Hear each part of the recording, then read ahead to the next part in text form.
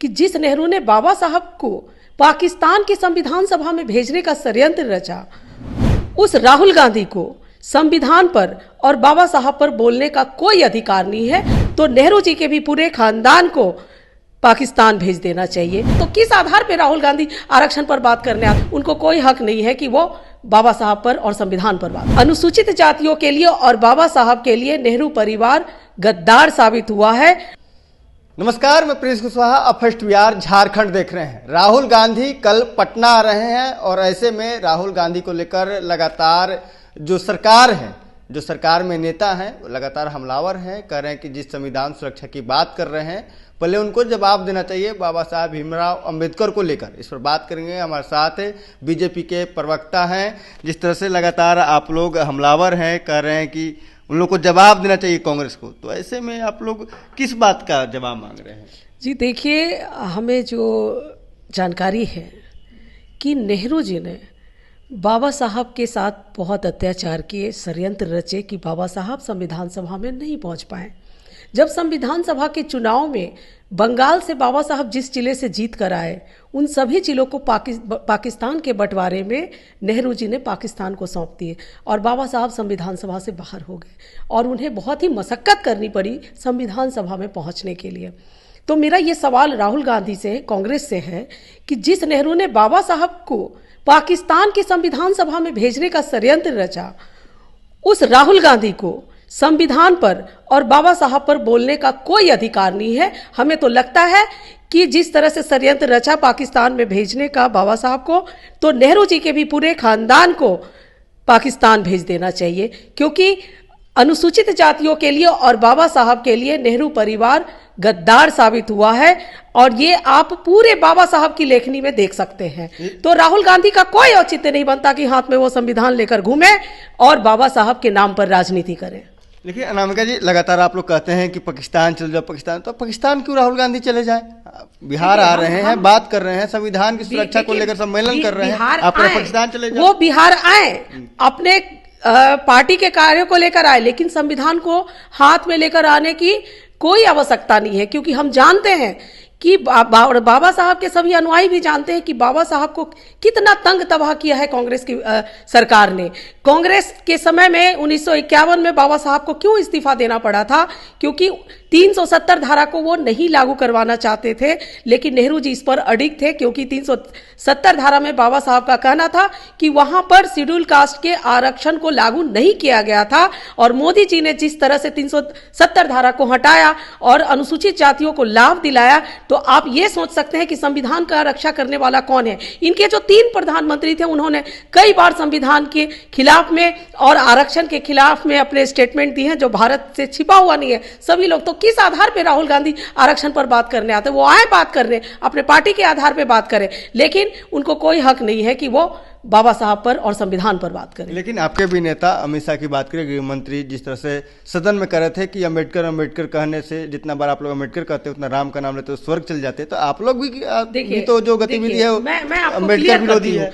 हमारे अमित शाह जी ने किसके लिए कहा? ये कांग्रेस के लिए कहा कि फैशन बना लिया है। तो ये आज तक तो आपके खानदान में किसी ने बाबा साहब को न जीते जी सम्मान दिया, न मरने के बाद सम्मान दिया, और आज आप संविधान को हाथ में लेकर घूमने का फैशन बना रहे हैं। तो ये फैशन शब्द कांग्रेस के लिए इस्तेमाल किया गया है। वो हमारी भारतीय जनता पार्टी हमेशा बाबा साहब का सम्मान किए, उन्होंने कभी अपमान के बारे में सोचा तक नहीं है। आप ये सोचिए कि भारतीय जनता पार्टी की ही समर्थित सरकार में बाबा साहब को भारत रत्न मिला, पार्लियामेंट में पोर्ट्रेट लगा। आप देख रहे हैं कि मोदी जी ने उनसे जुड़ी सभी स्थलों को पंच तीर्थ में तब्दील किया।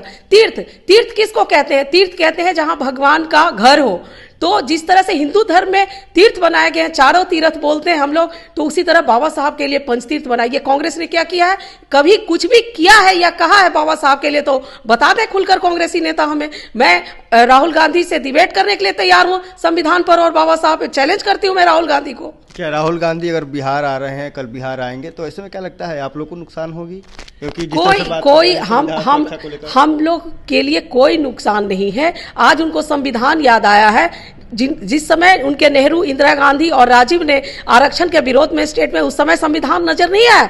और राहुल गांधी के जो ये सैम पिट्रोदा है, वहाँ पे जॉर्ज हैं, वो जो वहाँ से लिखते हैं कि नेहरू ने संविधान लिखा है, अंबेडकर तब नहीं आया। और 2006 में जो कार्टून बनाया था एनसीईआरटी के किताब में, जिसमें बाबा साहब एक घोंगे पे बैठे हैं और नेहरू जी चाबुक मार रहे हैं, और इस पर कपिल सिब्बल ने 2012 में पार्लियामेंट में माफी भी मांगी। तो ये सब बातें उनको याद नहीं आ रही है, और अभी वो संविधान की सुरक्षा की बात कर रहे हैं। संविधान तो अब जाकर सुरक्षित हुआ है मोदी जी के राज में। उनके कार्यकाल में कांग्रेसियों ने संविधान को कभी सुरक्षित नहीं किया। जिस तरह से इमरजेंसी में इंदिरा गांधी ने धज्जियां उड़ाई है संविधान की, ये पूरा भारत जानता है।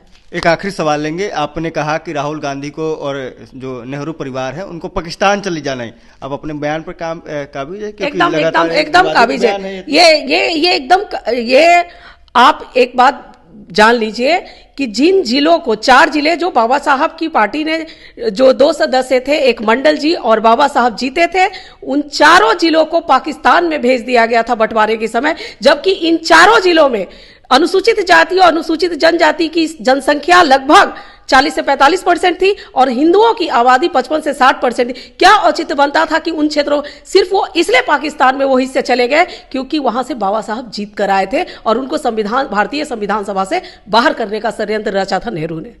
तो आपने देखा हमारे साथ अनिका पासवान थी। इन्होंने साफ तौर पर कहा कि देखिए राहुल गांधी तो कल आ रहे हैं, लेकिन नेहरू परिवार को पाकिस्तान चला जाना चाहिए, क्योंकि जिस तरह से ये लोग अंबेडकर विरोधी रहे हैं, अंबेडकर के विचारों को जिस तरह से कुचलते रहे हैं, तो इन लोगों को संविधान का किताब लेकर घूमने का कोई अधिकार नहीं है। बहरहाल खबर इतना ही। इसी तरह तमाम खबर बने रहे। फर्स्ट बिहार झारखंड दिख रहे। विद्या विहार आवासीय विद्यालय 29 वर्षों से आपके बच्चों को शिक्षा, खेल और सांस्कृतिक रूप से समृद्ध कर रहा है। बिहार के पूर्णिया में स्थित हमारा 40 एकड़ का हरा भरा परिसर और 27 एकड़ का खेल मैदान एक ऐसा वातावरण प्रदान करता है जहां विद्यार्थी न केवल पढ़ाई में बल्कि हर क्षेत्र में आगे बढ़ते हैं। सत्र 2025 से 26 के लिए कक्षा 4 से 8 एवं 11 में नामांकन के लिए संपर्क करें 8448448720। Website www.vvrs.org।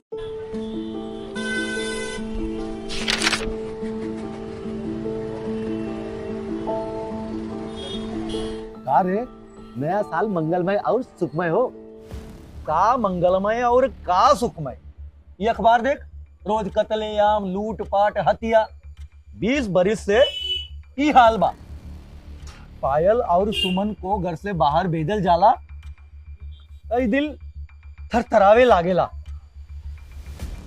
कहवा से ई नया साल मंगलमय होई? बात तो सही बा, साल मंगलमय तब हुई जब नई सरकार आई। नया साल, नई सरकार, नया संकल्प, नया बिहार। पनोरमा ग्रुप, जो सोचता है वो करता है। ये लो मुंह मीठा करो, आज मैंने अपना जॉब छोड़ दिया। अब हम पूर्णिया वापस जाएंगे। जॉब छोड़ दिया है? मतलब ये घर कैसे चलेगा? हम करेंगे क्या? और माँ बाबूजी क्या बोलेंगे? इसलिए मैं एक और मिठाई का डब्बा लाया। अपने बिजनेस के लिए लोन अप्रूव हो गया। अरे लोन अप्रूव हो गया वो तो ठीक है, लेकिन पूर्णिया में हम रहेंगे कहाँ? अपना घर भी तो नहीं है वहाँ। इसलिए तो एक और मिठाई का डब्बा अलग से लाया हूँ। हमने पूर्णिया में घर ले लिया है, पूर्णिया के ई होम्स पैनोरमा में। पूर्णिया में पैनोरमा ग्रुप लेकर आए हैं ई होम्स पैनोरमा। बड़ा घर, आलीशान जिंदगी और अत्याधुनिक सुविधाओं के संग। अरे अब क्यों मुंह मीठा करवा रही हो? क्योंकि हम घर वापसी जो कर रहे हैं। घर वापसी की खुशी पूर्णिया में ई होम्स पैनोरमा के संग। E Homes Panorama, luxurious lifestyle redefined.